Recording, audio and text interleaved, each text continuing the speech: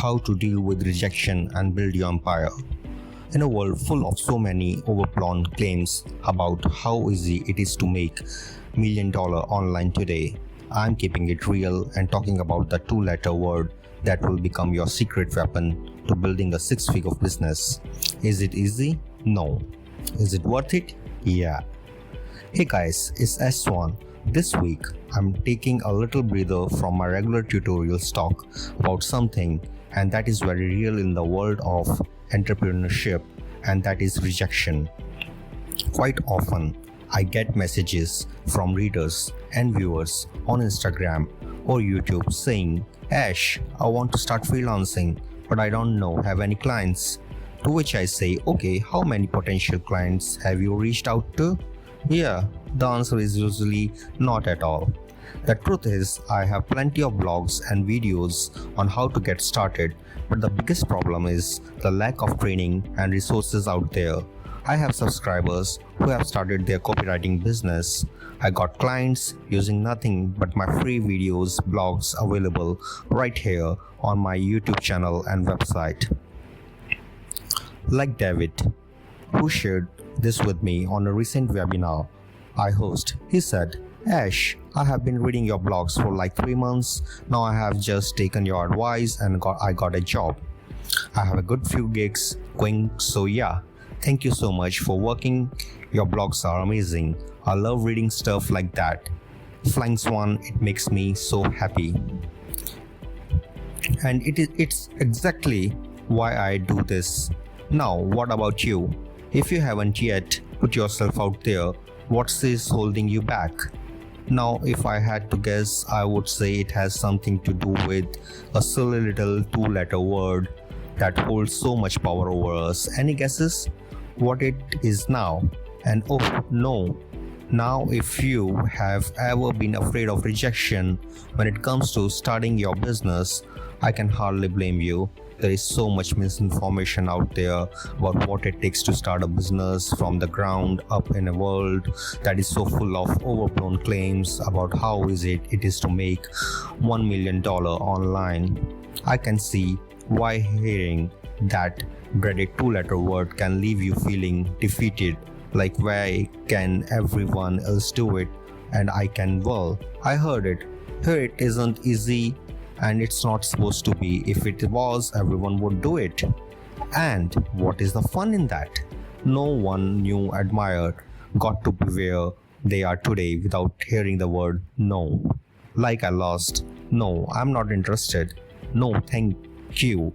Maybe later, not today, not a chance, and just simply plain no. Sound familiar? Great.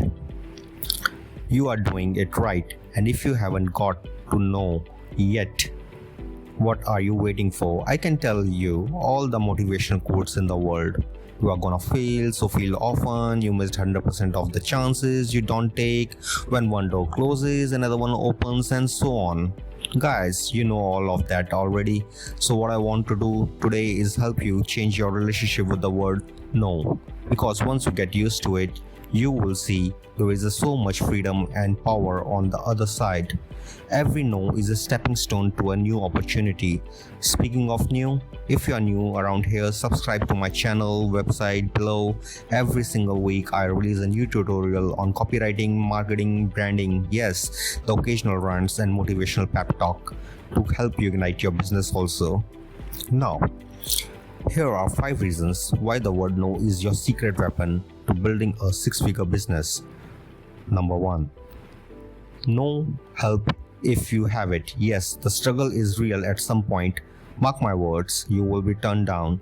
When you apply or propose for that gig or job, especially when you are at the beginning stages of your freelance business, a client or customer might tell you that you don't have the right experience or that you're too expensive for that. They decide to go with somebody else, or they might just go all together, and I know that, but it takes time to build up and get to the point where clients and customers are coming to you. But here is the thing, even the best copywriters, entrepreneurs and freelancers didn't get to where they are without rejection. You know this, and I have been there myself, but you must not take that stress to that ego. as a missed opportunity or a giant waste of time. After all, it is, I guess. Now hear me out. When a client or customer turns you down instead of getting down about it, either way, you are completely entitled to do, because there is no shame in being human. I encourage you to get period. This is your time to have it and innovate. Ask them what could have done better. Is there room for innovation or improvement?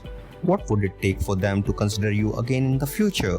This is your time to innovators. Use up your portfolio for when you do approach other clients, because if you don't do it differently next time, why would you expect to get anything other than a no? That's the definition of insanity, is doing the same thing over and over again and expecting different results. If you are lucky, they will tell you exactly why they couldn't. They asked you. You have got absolutely nothing to lose and so much to gain, but simply asking for feedback. You might realize that no was just the no, not right now, or you might get 100 no before you get a yes, but eventually you will get a yes. And as long as you continue to innovate and grow and add value, soon enough you will be the one saying no. This leads to me number 2. No one helps you prioritize no. It's a two-way street. Just because you are new to this whole world doesn't mean you should say yes to every single project that comes to your way. The world's highest achievers got to where they are today because they know how to prioritize their commitment so they can stay focused and deliver the best work they can. Yet believe it or not, guys, most leaders have been how to say no, especially entrepreneurs who started from scratch. So you might have a tendency to be drawn to every single new opportunity, and before you know it, your plate's piled so high, you are stretched so thin, and you are overwhelmed by all the promises you have made.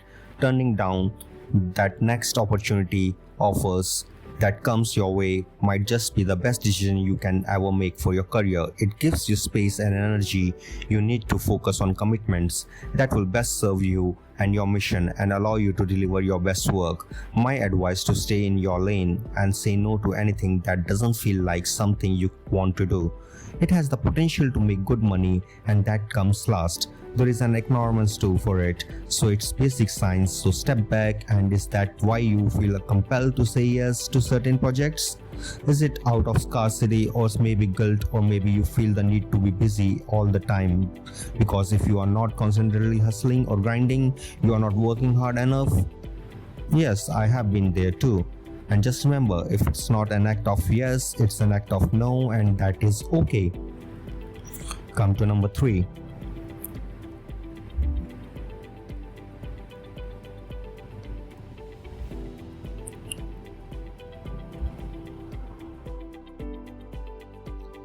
No helps to set boundaries. Yes, if you need personal boundaries in your relationship with other and yourself, professional boundaries, and the clear understanding of what your role is and isn't it, and the terms on which you can best serve your clients. As you begin to navigate the freelance world, it can be a real struggle to communicate what you are cool with and what you are not cool with, just because you are figuring it out as you go along. So take the time to recognize and establish your boundaries, guys, because the last thing you want to do is feel uncomfortable or resentful or taken advantage of, or worse, completely burnt out.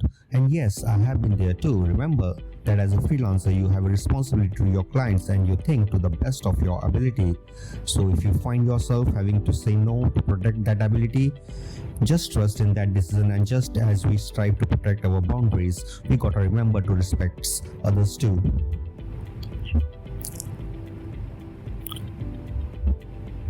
Remember that as a freelancer, you have a responsibility to your clients, and you think the best of your ability. So if you find yourself having to say no to protect that ability, just trust in that decision. And just as we strive to protect our boundaries, we gotta remember to respect others too. If a client says no to some of the terms that you have laid out, or makes a request that pushes up against your boundaries, before you jump to how dare you, figure out how you can find the middle ground that creates a win-win situation. Because guys, trust me, a long-term and mutually respectful relationship is the best way forward in the business. Number 4. know what makes you stronger. Rejection is like running. The more you have experienced it, easier it becomes. The first time you hear the word no, it stings like shin splint. The second time it stays a little lacks resilience. Rejection is like a muscle that needs action to get stronger and stronger and stronger. So make it your mission to get as many no's as possible, because that means you are trying something new and putting yourself out there. Good job. And the truth is, if you got it, yeah, every time life would be so boring, there had been no reason to celebrate, drink a champagne. Okay, maybe I find a reason to do that, but everything that makes the yes you does finally get that much sweeter. Did you know that Walt Disney was turned down by 302 banks before he got a loan for Disneyland? And J.K. Rowling had 1212 publishers says no to Harry Potter's a big mistake, you? So wear your nose like proud badges of honor on your sleeve and keep challenging yourself. Number 5. No helps you grow. The word no helps you grow and evolve. It's kind of like dating with every broken heart. You get better and better at knowing the right kind of person to be with. Don't we all look back at the people you dated ago? I'm kind of glad that didn't work out, even though we fell to pieces at that time. Yeah, he got a kiss, a few frogs before you find your prince or princess, right? Whether you are the one saying no or hitting, no matter what, it's an opportunity to create space for something bigger. I said no to law school when many people, it is said, that was downright the stupidest thing I could have done after going to business school and yes, majoring in business law. What did I do instead? I took an internship on the other side of the world, and 3 years later I started my copywriting business. And look at me now. What would life have been like if I was a lawyer? All I know is that I have no what says that I'm grateful for my life right now, for every no I said and for every no I have earned. So what was the big no that you have had in your life, and how did you lead to an even better opportunity for you? Comment below and let me know. I cannot wait to hear your stories.